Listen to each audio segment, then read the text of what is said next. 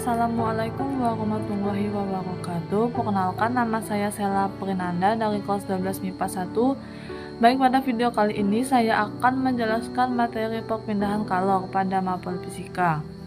Simak penjelasannya pada video berikut. Next, subbahasan. Yang pertama, pengertian. Yang kedua, ada jenis-jenis perpindahan kalor. Yang ketiga, manfaat dan penerapan perpindahan kalor. Ada konduksi, konveksi, dan radiasi. Kita masuk ke pengertian.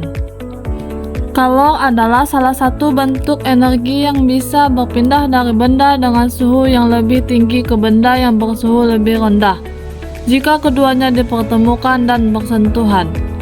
Dua benda yang memiliki suhu yang berbeda ketika dipertemukan maka akan muncul kalor yang mengalir atau berpindah. Perpindahan adalah perubahan posisi pada benda.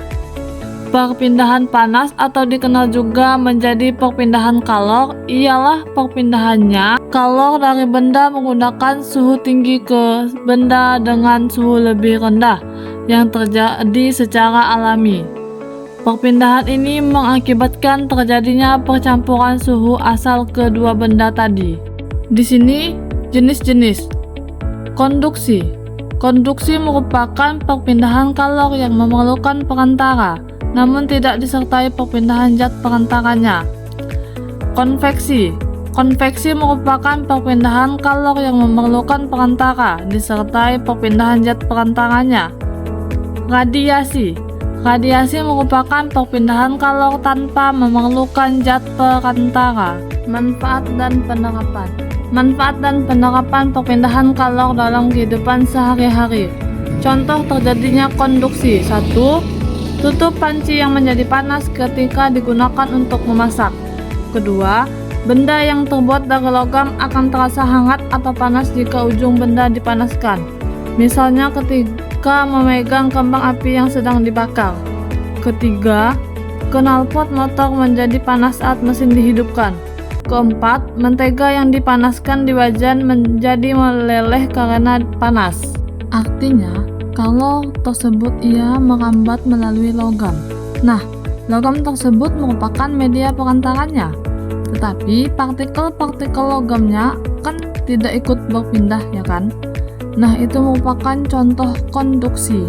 Contoh terjadinya konveksi dalam kehidupan sehari-hari. 1. Gerakan naik dan turun air ketika saat dipanaskan. 2. Gerakan naik dan turun kacang hijau, kedelai, dan lainnya pada saat dipanaskan. Ketiga, terjadinya angin darat dan angin laut. Keempat, gerakan balon udara. Kelima, asap cerobong pabrik yang membumbung tinggi. Saat kita memanaskan air, yang kita panaskan itu kan bagian bawahnya, ya kan? Tetapi lama-kelamaan air yang bagian atas juga ikut panas. Artinya kalor merambat melalui air atau media perantaranya, berarti kan air. Tetapi partikel-partikel airnya ikut bergerak enggak? Nah, partikel airnya kan ikut bergerak. Nah, itu merupakan contoh dari konveksi. Jadi memerlukan zat perantara, tetapi juga disertai dengan perpindahan partikel-partikel zat perantara. Contoh terjadinya radiasi. Pertama, panas matahari sampai ke bumi, walau hanya melalui ruang hampa. Kedua, tubuh terasa hangat pada saat berada di dekat sumber api. Yang ketiga, menetaskan telur unggas dengan lampu. Yang keempat, pakaian menjadi kering ketika dijemur di bawah terik matahari.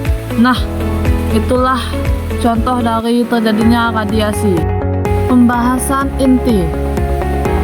Di sini ada rumus, contoh soal, dan penyelesaian. Rumus konduksi. Laju perpindahan kalor atau besar kalor yang mengalir tiap detik secara konduksi dirumuskan H sama dengan Q per T sama dengan Ka delta T per L. Keterangannya, H merupakan laju perpindahan kalor, Q merupakan kalor, T kecil merupakan waktu perpindahan kalor, K merupakan koefisien konduktivitas termal, A luas luas penampang penghantar, L panjang penghantar. Delta T merupakan perbedaan suhu kedua ujung penghantar suhu. Contoh soal 1. Konduksi. P yang ujungnya bersuhu 10 derajat Celcius disambung dengan logam Q yang suhu ujungnya 115 derajat Celcius seperti pada gambar berikut. Konduktivitas termal logam P adalah 2,5 kali dari konduktivitas termal logam Q. Jika luas penampang kedua batang sama, maka suhu sambungan antara logam P dan Q adalah, kita anggap misalnya suhu ujung logam P ini adalah Tp, suhu ujung logam Q adalah Tq, dan suhu sambungannya adalah Ts. Delta P untuk logam P, Ts kurangi Tp, sedangkan delta Q untuk logam Q, Tq kurangi Ts. Di sini udah diketahui konduktivitas termal logam P atau Kp nilainya 2,5 kaki. Jadi Kp-nya kita ganti 2,5 kaki dikali delta Tp-nya adalah Ts dikurangi Tp sama dengan kaki dikali Tq min Ts. Kakinya boleh kita coret jadi 2,5 dikali Ts min 10 sama dengan 115 Ts atau 2,5 Ts min 25 sama dengan 115 min Ts. Ts kita kelompokkan jadi 2,5 Ts ditambah Ts sama dengan 115 tambah 25 atau 3,5 Ts sama dengan 140. Jadi nilai Ts-nya atau sambungan suhunya adalah 140 dibagi 3,5 yaitu 40 derajat Celcius. Jadi suhu sambungannya adalah 40 derajat Celcius. Rumus konveksi. Laju perpindahan kalor atau besar kalor yang mengalir setiap detik secara konveksi dirumuskan. H sama dengan Q per T sama dengan HA delta T. Keterangannya, H merupakan laju perpindahan kalor, Q merupakan kalor yang merambat, T kecil merupakan waktu perpindahan kalor, H koefisien konveksi, A luas penampang penghantar, delta T merupakan perbedaan suhu kedua ujung penghantar suhu. Contoh 2. Konveksi. Suhu udara dalam sebuah ruangan sebesar 20 derajat Celcius, sedangkan suhu permukaan jendela pada ruangan tersebut 30 derajat Celcius. Berapa laju kalor yang diterima oleh jendela kaca seluas 1,5 meter persegi jika koefisien konveksi udara saat itu 7,5 kali 10 pangkat min 1 kalori per sekon meter persegi derajat Celcius. Penyelesaian. Dari soal ini diketahui selisih suhunya yang di dalam dan yang di luar. Delta T-nya sebesar 10 derajat Celcius. Luas kaca atau A-nya sebesar 1,5 meter persegi. Dan koefisien konveksi atau H adalah 7,5 kali 10 pangkat min 1. Maka nilai laju kalornya atau Q per T-nya sama dengan berapa? Nah, kita ingat lagi nih rumus konveksi. Q per T sama dengan HA delta T. Jadi Q per T nilainya 7,5 kali 10 pangkat min 1 dikali 1,5 dikali 10. Nah, 10 pangkat min 1 dikali 10 itu kan 1. Berarti Q per T tinggal 7,5 dikali 1,5 sama dengan 11,25 kalori per sekon. Oke, next untuk yang selanjutnya rumus radiasi. Laju perpindahan kalor atau besar kalor yang mengalir setiap detik secara radiasi dirumuskan H sama dengan Q per T sama dengan E dikali sigma AT pangkat 4, yang dimana H merupakan laju perpindahan kalor, Q merupakan kalor yang merambat, T merupakan waktu perpindahan kalor, E merupakan emisivitas, sigma merupakan konstanta Stefan Boltzmann, A luas benda yang memancarkan radiasi, T suhu benda. Contoh soal 3. Pada suhu 2000 Kelvin, sebuah benda memancarkan energi sebesar 480 Joule per sekon. Berapa energi yang dipancarkan benda tersebut pada suhu 3000 Kelvin? Ingat lagi nih rumus radiasi. H sama dengan Q per T sama dengan E sigma AT pangkat 4.